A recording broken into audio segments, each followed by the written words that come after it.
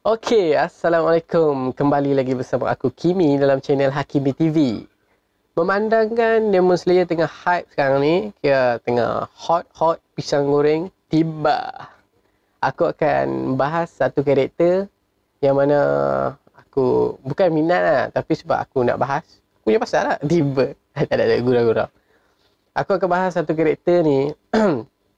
Karakter aku nak bahas ni adalah Apamon 6 yang mana menggantikan Daki dengan Gyotaro. Macam korang tengok dekat thumbnail, aku ada tulis, adakah Kaigaku ni abang kepada Zenitsu? Persoalan dia aku akan jawab lepas intro. Jom kita layan intro. これはきっと終わりじゃなくて始まりへと向かうかどうか目指す未来はまだつかめないけど傷が増えた川の僕は昨日の僕よりも Okey, korang dah tengok intro. Baik, sekarang aku akan jawab soalan tu. Jawapan dia, Kaigaku ni bukan abang kepada Zenitsu lah. Kira dia tak ada talian darah langsung dengan Zenitsu. Mereka ni hanyalah kawan atau kawan satu guru, ataupun Kaigaku ni boleh kalau Jepun panggil senpai. Kira senior kepada Zenitsu dalam belajar pernafasan petir. Sebelum Kaigaku ni menjadi Apamon, dia bekas daripada tim Demon Slayer. Yang mana kalau kita tengok dalam bentuk manusia dia ni seorang remaja yang berambut pendek, mata dia nak biru-biru macam tu, dia memakai kimono berwarna hitam yang ada line putih kat sini dan obi berwarna biru diikat pada pinggang.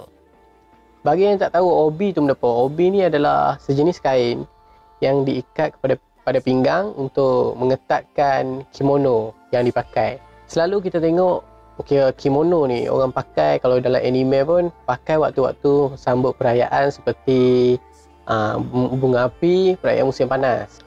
Kaigaku ni waktu kecil dia adalah anak yatim piatu dan dia dibelah ataupun diambil oleh Gyome Himejima, yang mana Gyome Himejima ni adalah stone pillar ataupun bahasa Melayu dah Hashira batu. Satu je perangai Kaigaku ni yang aku boleh kata kejam, disebabkan dia nak elakkan diri dia daripada dia makan, dia sanggup bawa iblis lain ke kuil tempat mereka tinggal untuk makan budak-budak yang ada kat situ.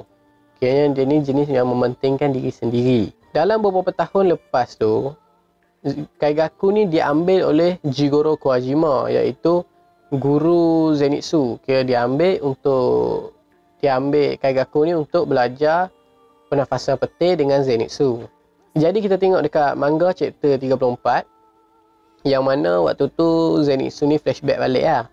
Dia ada seorang remaja duduk atas batu yang mana tengah makan buah. Waktu Zenitsu lalu, buah yang dimakan tu dilempar kepada Zenitsu sambil dia menghina Zenitsu. Jadi remaja tu adalah Kaigaku ni lah. Walaupun Kaigaku dengan Zenitsu ni ke satu guru belajar sekali, perbezaan antara mereka ni memang boleh dikatakan besar lah bagi aku. Disebabkan Zenitsu ni kita tahu dia dapat menguasai satu jurus, iaitu jurus pertama saja. Yang mana Kaigaku ni dia dapat menguasai semua jurus melainkan jurus pertama yang dikuasai Zenitsu tu. Disebabkan perbezaan ni lah, ataupun disebabkan Kaigaku ni tak boleh nak kuasai jurus asas daripada pasal. Disebabkan Kaigaku ni tak boleh nak kuasai jurus asas daripada pernafasan petir, dia pun diejek ataupun dihina oleh kawan-kawan dia sendiri lah. Kecuali Zenitsu tak hina dia. Disebabkan dia tak tahan macam kena hina, dia satu hari tu dia pergi jumpa dengan iblis, pergi jumpa dengan Apamon nombor 1, iaitu Kakushibo. Yang mana kebetulan waktu dia jumpa ni Apamon nombor 6 tu, kira tempat tu memang kosong sebabkan Daki dengan Gyotaro mati lepas lawan dengan Uzui Tengen. Jadi dalam keadaan takut, ketar-ketar, dia minta kepada Kakushibo untuk menjadi demon. Jadi tanpa berkata apa-apa, Kakushibo ni pun menawarkan darah milik dia sendiri kepada Kaigaku. Dia suruh Kaigaku tu minum. Jadi Kaigaku ni pun tanpa fikir panjang, dia sebab dia memang niat sangat nak jadi iblis, tak tahu kenapa, dia pun minum darah tu. Jadi lepas dia minum darah tu, dia pun dah sempurna jadi iblis. Dia pun dapat tempat Apamon nombor 6. Lagi satu sikap Kaigaku ni aku nak kongsi. Dia ni dia sanggup berlutut tau. Dia sanggup nak memohon kalau seseorang tu untuk macam seseorang tu nak bunuh dia apa, dia sanggup berlutut, dia tak lawan, dia tak kira dia kalah menang, dia berlutut untuk meminta ampun. Okey, aku dah cerita backstory dia semua. Kali ni mungkin aku masuk sikit spoiler. Yang mana orang tak suka spoiler tu boleh skip part ni Sewaktu kira lepas kejadian Kairaku ni jadi apa pun, Zenitsu ni pergi berjumpa sendiri dengan Kairaku. Yang mana waktu tu tujuan dia jumpa Kairaku untuk bertanyakan kepada Kairaku kenapa Kojima tu cikgu mereka sendiri mati. Jadi Kairaku ni tanpa rasa kesian, tanpa rasa menyesal, sedih sebab cikgu dia mati, dia menghina lagi cikgu dia yang dah mati tu. Dia, seolah-olah dia kata cikgu dia tu lemah sebab tu dia boleh mati. Jadi yang Zenitsu ni yang mana menghormati sangat guru dia, dia pun melepaskan dia mengeluarkan satu jurus yang tak pernah dia tunjuk, iaitu jurus ketujuh.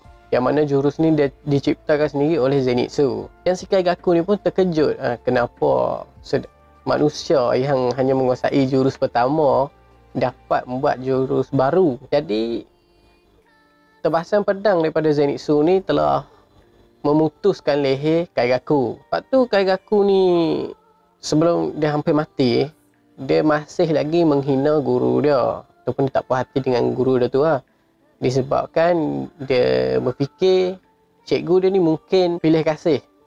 Kenapa cikgu dia ni pilih kasih antara Zenitsu dengan Kairaku ni sebab Zenitsu yang menguasai jurus pertama dapat buat keluar jurus baru, sedangkan Kairaku yang boleh kuasai banyak jurus, dia tak boleh nak buat jurus baru. Jadi lepas tu pun dia mati terbakar. Sebab demon ni kalau kita tahu memang kelemahan dia, kalau potong leher memang terbakar.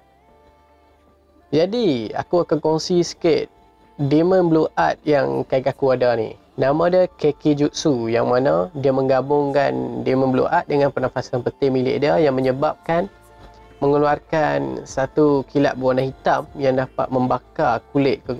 Kalau lawan dia terkena kilat tu, kulit dia boleh terbakar, hangus, pecah-pecah, terkoyak, semua dah memang boleh dikatakan hebat waktu pertarungan ni pun dia menggunakan jutsu tu. Tapi disebabkan Zenitsu lebih hebat daripada dia time tu, sebab dia mengeluarkan jurus ketujuh, jadi Kairaku ni pun tak dapat nak lawan Jadi aku rasa sampai sini je pembahasan aku kali ni, sebab aku tak ada apa lagi nak cerita pasal Kairaku ni rasanya.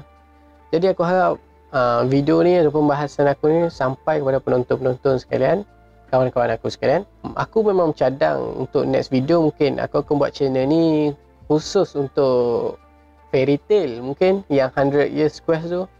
Kayaknya aku mungkin akan jarang upload pasal Naruto lepas ni. Aku harap korang dapat support aku lagi untuk video-video ke depan. Dan yang mana baru sampai tu, tolong aku minta subscribe channel ni, tekan like sekali untuk aku cukupkan 1000 subscriber dalam tahun ni Jadi see you next video guys. Assalamualaikum, bye bye.